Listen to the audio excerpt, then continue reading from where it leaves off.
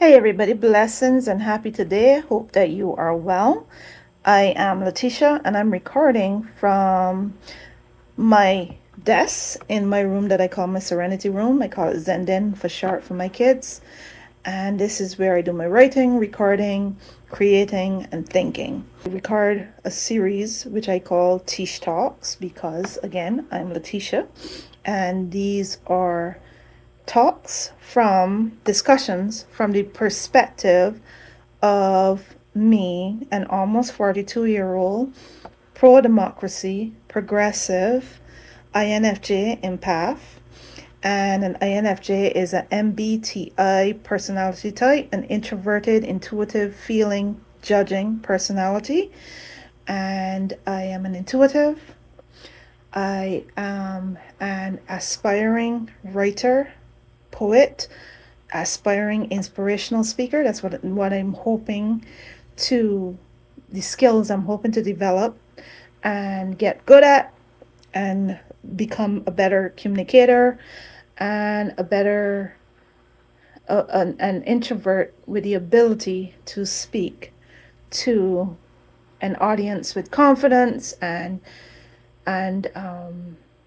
clarity, and overcome my self-doubt and overcome all the things that makes this like outside of my comfort zone and a little uncomfortable for me, and I learn how to be a better communicator. So this is going to be a made for YouTube video discussion that I'm going to do, because I'm pretty sure that 15 minutes, the Instagram 15 minutes, is not going to be enough time for me to complete the discussion that I want to have with anybody who invests their time in listening that I want to have today. I'm recording this video on August 14th. I am now exactly 2 weeks away from my actual 42nd birthday. So I'm not actually a 42-year-old as yet.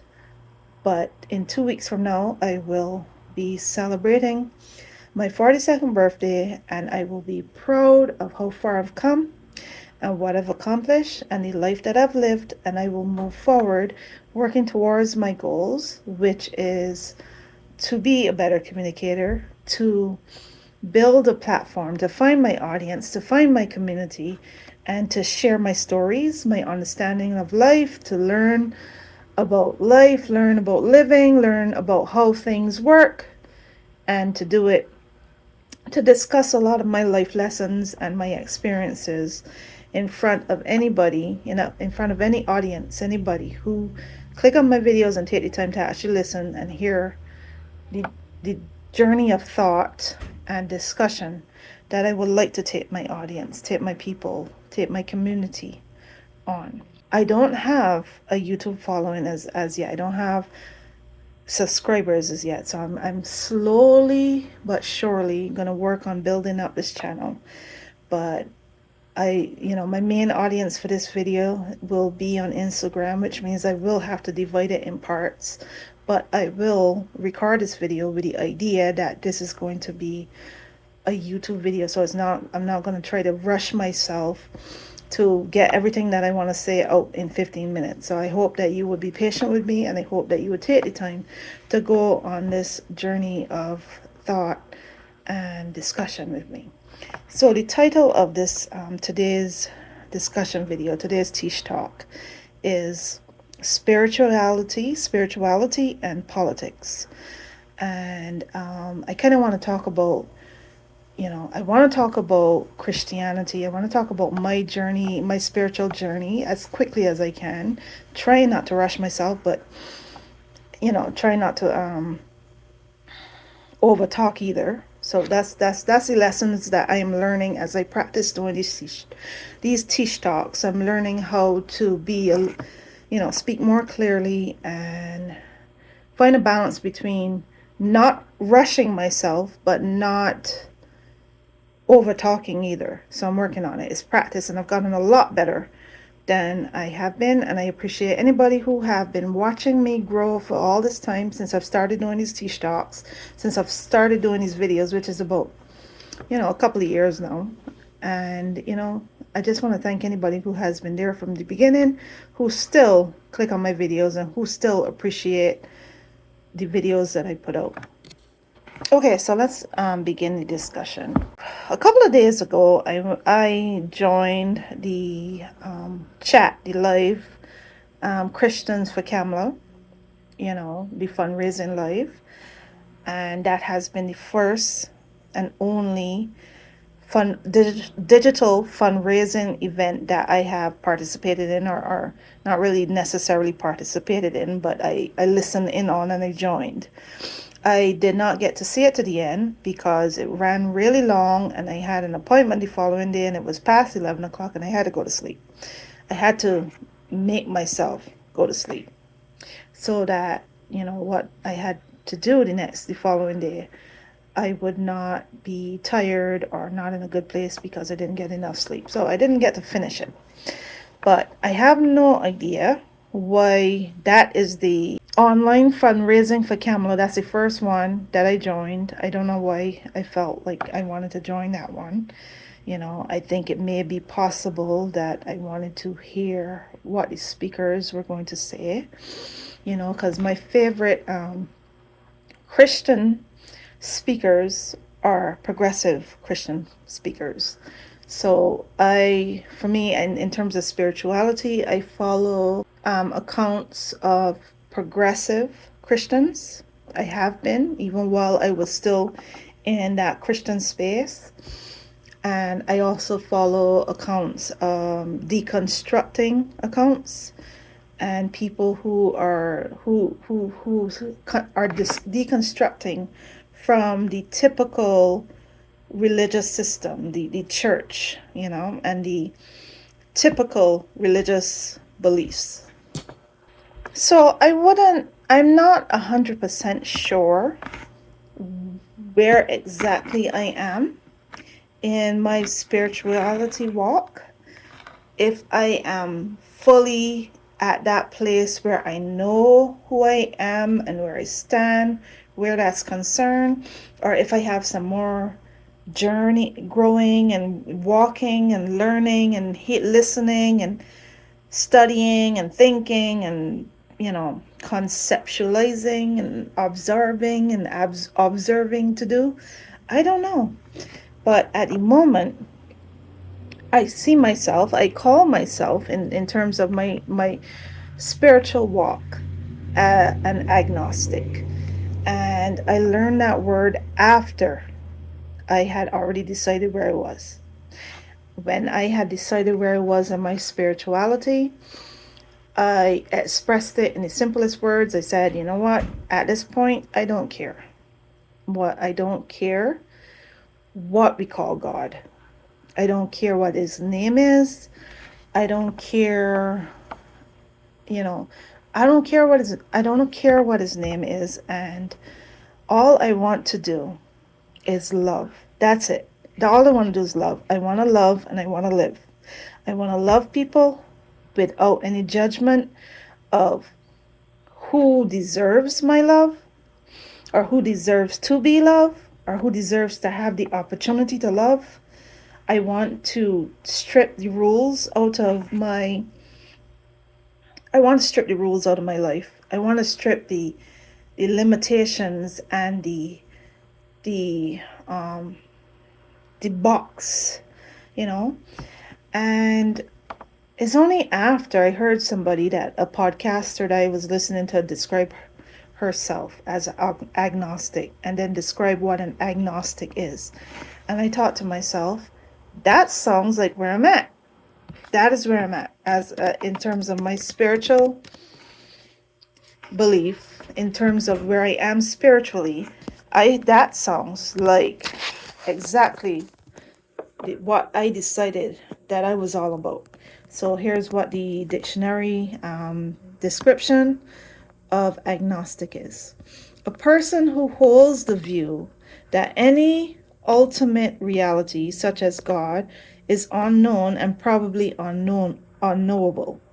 Broadly, one who is not committed to believing in either the existence or the non-existence of God or a God. agnostic when it comes to spiritual ideology. That is where I'm at. I don't care if there is a God or not. Part of the development in terms of my spirituality is I have started to come to a belief, even though I don't might not necessarily know how to express it perfectly. I've come to believe that God is in us, and that's how I say it. God is in us, you know. We are God. I believe the collective, the human spirit is God, you know. Every time I try to describe that, it's a little tricky to describe. But I believe that the times when I felt God more in my life is I felt it through my human connections with other people. I felt it in nature. I felt it when I receive good things that come from people. You know what I mean? When I feel safe and secure and loved and taken care of. I've felt, and I've called it throughout my life, I've called that a blessing of God. And I've come to realize that just as much as you receive the blessing of God from other, from people, you also receive the energy that is the opposite, you know, when you feel unloved and unsecure and not taken care of and not cared about. And I believe that human beings, choose to be kind and loving and good and empathetic. And it is only from the rise of Donald J. Trump and the energy, you know, the rise of dictators, and the dictators and authoritarians were around for a while, but it's from the space that I'm in, the country that I'm in, as an immigrant living in the U.S., that I started to take notice when Donald J. Trump became president. And I started to realize that the church that I was a part of, many people in the church, who I assumed would be able to tell that that's not a good person. He doesn't treat people like how we were raised, how the church teaches us to treat people, how the church teaches us to treat people. He doesn't respect people like how the church teaches us to respect people. He doesn't love people like how the church has taught us to love people. How the Bible has been, the principle of the Bible has always been to love your neighbors. And I guess my favorite parts of the Bible has always been the parts and the teachings of Jesus and the New Testament teachings, that talks about love. And those are the things that drew me to Christianity. So one of the things that I have thought about and realized is that I was always going to be destined to be a good person. Because I have the personality type of someone destined to be a good person. I have the heart of someone destined to be a good person.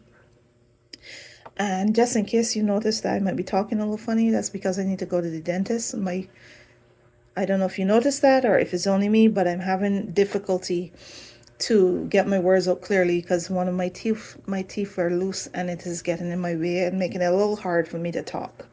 But anyway, I was always destined to be a good person, and Christianity just felt like home for me. There was fertile soil in my soul to be drawn to the teachings of the Bible and to be drawn to the teachings of Jesus. So, and even after I've decided to be agnostic and I don't pray in the same way, I pray differently. I've always realized that I pray differently than, you're taught to pray in church, but now I've come to accept the way I pray. So even though I pray differently and I don't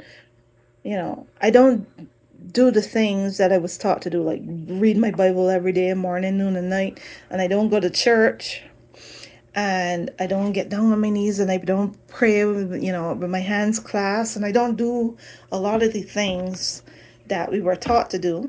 the rules that we had to stick by that I've never been able to stick by, even as hard as I tried, you know.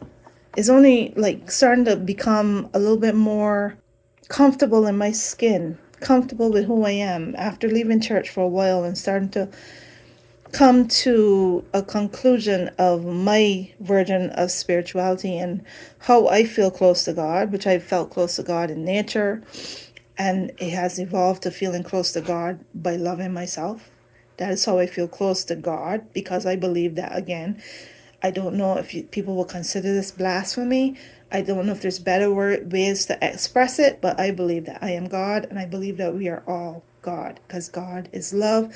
God is in us. God is us, the collective and the individual. It is a very complicated yet simple way to express my understanding of God.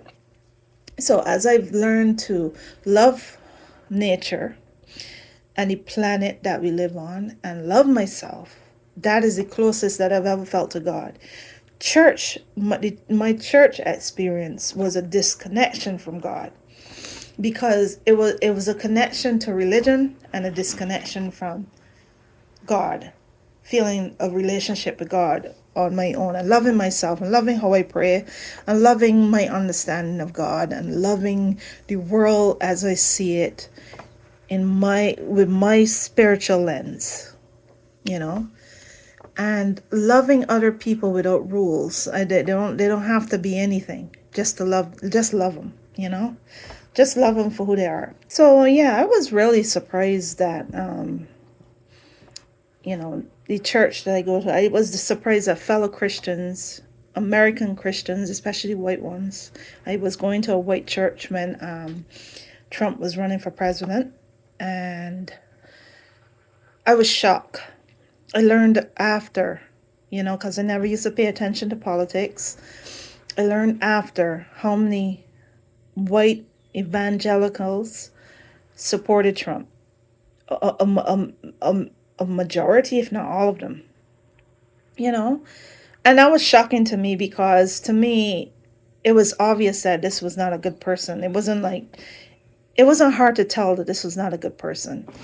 And this is how I became someone more interested in politics than in religion, because I wanted to understand what happened. I wanted to make sense of what happened, because I never grew up in the political world. I never grew up in the American political world. I never grew up in the political world in the country that I was born in, so I never paid attention to politics in any way, form, or fashion, and it just confused me, because politics seemed to have made Christians not be able to see things that were very obvious to see. And things just got worse and worse, where it seemed as though Christians, instead of seeing things for what they were, they had their religion hijacked and their beliefs and their churches hijacked, and they became a part of a cult and a part of a war movement, and a part of, focusing more on wanting to hurt people and control people, as opposed to loving people and accepting that free will is a gift that we have learned from the Bible is a gift from God. Free will and love is a gift from God, and it made me really, really interested in how this happened. And one of the things that I have decided that I wanted to do was, as we continue along this path, I wanted to learn more. I wanted to understand the world from a broader perspective, so I could make sense of the minds of people, the psychology of people. So I could make sense. So I wanted to understand religion. I wanted to understand politics. I wanted to understand economics. I wanted to understand psychology. I want to understand, go deeper in certain things and learning things. But before I could really take a deep dive into learning the things that I want to learn, I feel like I need to participate and engage in the fight for democracy. Because if democracy doesn't win this round, then fascism wins this round. And if fascism wins this round, lives are going to get harder and worse. And my opportunity and my ability to dive deeper into my understanding of my spirituality and let my spirituality grow and express itself and take shape as it will as life continues to go on, as I continue to walk into, through my 40s and experience things and see what people do, see, how the world takes shape around me, the choices that people make, how I feel loved and kindness and security by the people around me, or, whether I start to feel more unsafe and more unloved and more treated as though I'm not, I don't matter, you know? So, as I continue to grow and learn and take a deeper dive into life and experiences and understanding, where is my spirituality going to take me, and what will I consider my relationship with God, you know, the divine, whoever you call or whatever you call it, because to me the name doesn't matter. The name is unimportant to me. The love is what matters. The kindness is what matters. The empathy is what matters. The actions are what matters, and all that. The name is the least important thing, in my opinion. Another thing that I remember from the Bible is the verse where God says, I am that I am. Something like that. And that resonates with me. Because to me that's what it is. It makes sense. Like every time we say I am Letitia. I love saying I am Letitia. I feel like I'm saying I am God. I am important. I am loved. I am understood. I matter, I am. I am to me is a name that resonates more with me,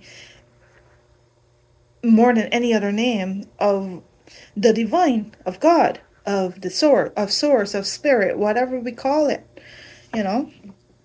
So So another thing that I feel as though I will be doing, if we can fend off fascism and I have the opportunity to move freely and fluidly and flow into my future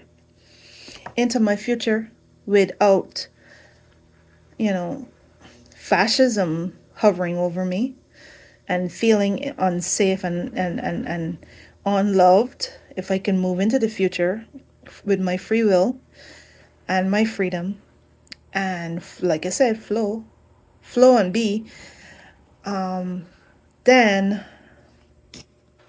for me, there wouldn't be a separation of discussions as though like a political video and a spirituality video and all kinds of, like, because to me everything that I am, everything that I think, everything that I feel, everything that I'm inspired by is all meshed into one thing. So there's no separation between politics and spirituality. They're the same thing to me. It's the same conversation. And I'm saying that to say that there is this quote from Kamala Harris, where people talk about the coconut tree quote, where she talks about that you think you fell out of a coconut tree. Talking about young people. Young people think they fell out of a coconut tree. And then what that means is that we exist in the context of all in which I live and what came before me. I exist in the context of all that, of which I live and what came before me. And that is why, to me, everything is one. I am the product of my parents. I am the product of all the times that I was taken to church or sent to church. I'm the product of all the people who have influenced me. I'm the product of all the experiences that I've had in the church. I'm the product of all the people I met in the church and what they've done for me and what they didn't do for me and how they failed me and how they didn't fail me, how they loved me, and everything that I am, every experience that I've had through my spiritual journey has led me to this decision, has led me here. And I have to tell you, a lot of the times in the church, I have felt invisible. I have felt unseen and only loved when I'm noticed, only loved when I'm seen, only loved when I'm volunteering and all that kind of stuff. And there have been times that I've been a part of a church, very rare, but I've been a part of a church where I felt a lot of love, a lot of love. You know, that is actually on a smaller percentage side. But for the most part, most of my church experiences have been feeling unloved, unnoticed, and only cared about when seen, when somebody sees me, only thought about when I'm actually in the church. And I've always had this thought. There was a period in my life where I thought I wanted to start my own church and I wanted to do it my own way. And maybe someday I will have something like that dream and that vision that I've had in the form of a spiritual community, a community who sees me and loves me for everything that I am. And we can do good things together and learn together. And I could be myself, and eventually people will, feel loved in that community. So that is what I'm hoping for the future, is to grow some kind of community. But I believe that the main goal of 2024 is to win this battle for democracy. And that is why I support the Democratic Party, although people might think that is a Democratic Party thing, where it is a pro-democracy thing, where there are so many people supporting Kamala Harris. Evangelicals for Harris just popped up, Christians for Harris, and all kinds of groups are supporting Kamala Harris and the Walz ticket, because to me, those public servants is what love looks like.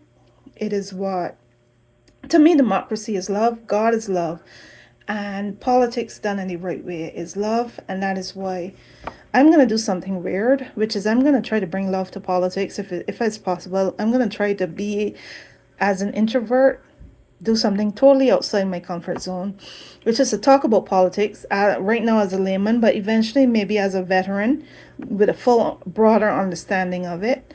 And I'm going to ask my community to learn with me and grow with me. And I can't wait to discover and to find you. I can't wait till you find me and I find you.